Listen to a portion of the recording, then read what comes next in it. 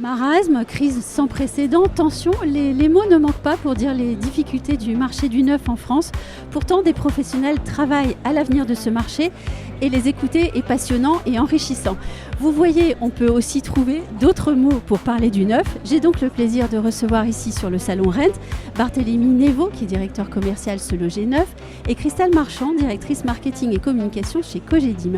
Bonjour Barthélémy Névot. Bonjour. Et bonjour Christelle Marchand. Bonjour. Barthélémy Névot, chez Aviv Group, vous êtes responsable de l'équipe Neuf et Construire. C'est à peu près 30 personnes, c'est bien cela ? Tout à fait. 30 commerciaux. 30 commerciaux. Quelle est votre mission ? Alors, elle est assez simple. Ma mission au quotidien, c'est d'accompagner cette équipe Oui. en rendez-vous, les manager. Mais je dirais, dans un contexte qu'on va décrire Oui. après, aujourd'hui, c'est d'être présent sur le terrain, en proximité avec les promoteurs immobiliers et les constructeurs de maisons individuelles, pour leur proposer les solutions médias adéquates. Alors justement, le contexte. Christelle Marchand, j'ai un petit peu joué avec les mots pour commencer, mais est-ce que vous pourriez nous dire comment se porte le marché du neuf depuis leur rentrée et puis surtout, quelles sont les perspectives ? Le marché du neuf est en difficulté, c'est Oui. pas un scoop et bien sûr on le sait, mais le marché du neuf montre quand même, je pense, des frémissements pour se sortir de cette crise qu'on qualifie de sans précédent. Et mon enthousiasme naturel va me pousser à m'accrocher à ça. Oui, le marché est difficile. On a couramment en 2017, 2018, 2019 commercialisé environ 120 000 logements en France. Cette année, on se destine à enregistrer plutôt 50 000 réservations en France. Barthélémy, tu peux peut-être... Ouais, c'est les ordres de grandeur. Depuis 4 ans, on a un marché qui a été divisé par 2 en termes de demande de réservation. Comme le disait Christelle, c'est une chute sans précédent. Heureusement, et je partage ton optimisme, on a des éléments qui viennent un peu nuancer ce tableau qui est quand même pas très reluisant, entre guillemets. On va peut-être l'évoquer ensuite. Oui. En fait, le discours ambiant est quand même très négatif. Je peux citer quelqu'un qui est Simon Chapuis, directeur de marché promoteur immobilier chez Adéquation. Alors, je ne vais pas le citer complètement, mais il nous dit, par exemple, les promoteurs se trouvent dans une impasse, incapables de répondre aux besoins croissants de logements abordables. Qu'est-ce que vous répondez à cela ? Alors, moi, je répondrais 2 choses. D'abord, que ce n'est pas forcément les promoteurs qui sont dans une impasse, mais peut-être la France et sa politique du logement. Voilà, je me permets quand même juste de dire ça. Les promoteurs, en tout cas, Cogedim aujourd'hui, je ne veux pas forcément me faire le porte-parole des promoteurs, mais nous ne sommes pas dans une impasse. Nous sommes un promoteur qui réfléchit à comment sortir de cette crise et qui réfléchit surtout à qu'est-ce que c'est que le vrai marché du logement en France. Pourquoi on a divisé par 2, comme nous le rappelait Barthélémy, c'est pour une raison, entre autres, pour une raison, c'est parce que les investisseurs aujourd'hui ne sont plus présents sur notre marché. Parce que les primo-accédants, les gens qui ont besoin de se loger, qui ont toujours besoin de se loger et qui marquent toujours un intérêt très vif pour le logement, n'ont pas les moyens d'acheter. Et donc, nous, chez Cogedim, on essaye de répondre à cette deuxième partie, en tout cas, en concevant aujourd'hui à la fois un produit et une offre d'accompagnement de notre clientèle qui rendent l'acquisition immobilière compatible avec le pouvoir d'achat des gens qui ont besoin de se loger. Mais concrètement, alors ça se traduit par quelles actions ?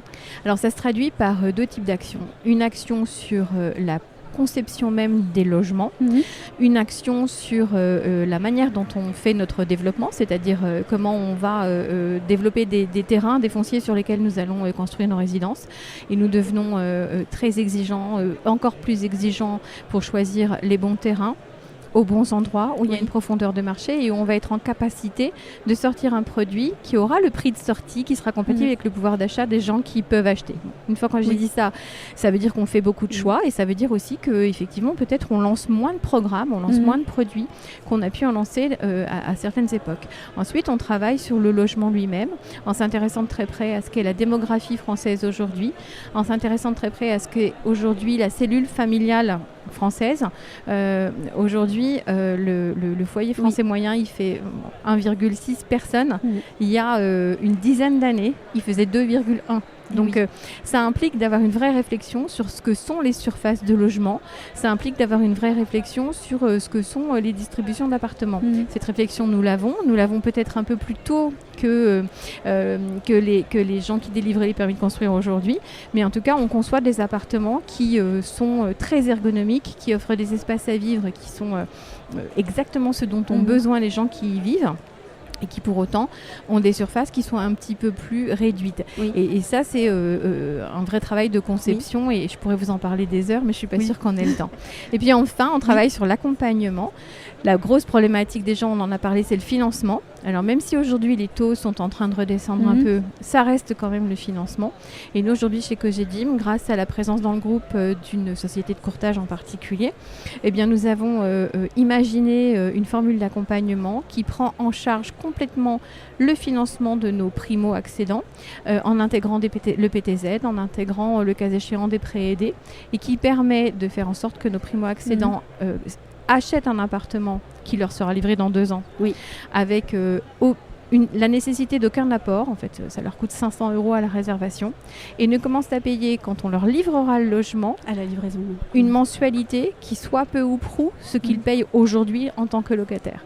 Et c'est cette mécanique-là que nous avons faite en prenant uniquement des choses qui existent, en prenant du PTZ, en prenant des partenariats bancaires, en faisant aussi, il faut bien le dire, des efforts sur nos marges. Et c'est comme ça qu'on arrive à faire ce qu'on appelle aujourd'hui dans le groupe Cogedim Access, qui est donc une formule d'accompagnement. Et Barthélémy Néveau, vous chez Aviv, où est-ce que vous vous situez dans ce chemin de réflexion et de modification des manières de travailler, clairement? Alors nous, on intervient au niveau de la plateforme, donc notre devoir, c'est d'apporter des leads aux promoteurs. Sur la visibilité. Exactement. Donc, après, je rejoins ce que tu disais, c'est comment est-ce qu'on peut innover et apporter des solutions nouvelles. Alors nous, à notre petit niveau, petit grand niveau, peu importe, c'est tout est relatif. Comment on peut trouver des nouvelles sources de leads et finalement essayer d'élargir l'audience. Aujourd'hui, on sait que l'audience est assez volatile, elle se trouve sur les plateformes, mais aussi sur les réseaux sociaux, on va en parler peut-être tout à l'heure. Mais c'est vraiment innover autour du concept de comment apporter plus de leads et plus de leads de qualité, puisqu'on sait que c'est une matière qui se raréfie ces dernières années. Est-ce que, pardon de poser la question ainsi, mais est-ce que c'est à la faveur de la crise que vous vous êtes motivé plus encore ? Alors, c'est une bonne question. Souvent, les meilleures innovations, on sait qu'elles sont motivées par la difficulté. Exactement. Donc, oui, j'imagine que ça a un peu contribué.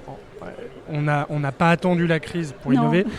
En revanche, est-ce que ça a accéléré le processus pour sortir les produits et pour les proposer plus vite? Ça a peut-être joué un rôle. Oui. Est-ce que cette innovation, parce qu'on parle d'innovation en fait, l'innovation digitale notamment, c'est aussi une partie de la réponse à la crise du neuf, selon vous? Oui, moi je pense que oui, c'est une réponse, et moi je peux dire au nom de Cogedim que sans aucune restriction, c'est bien la crise qui nous a poussé à innover, mais en réalité ce que je viens de vous raconter, ce sont pas tellement des innovations, mais plus en fait un état d'esprit de travail.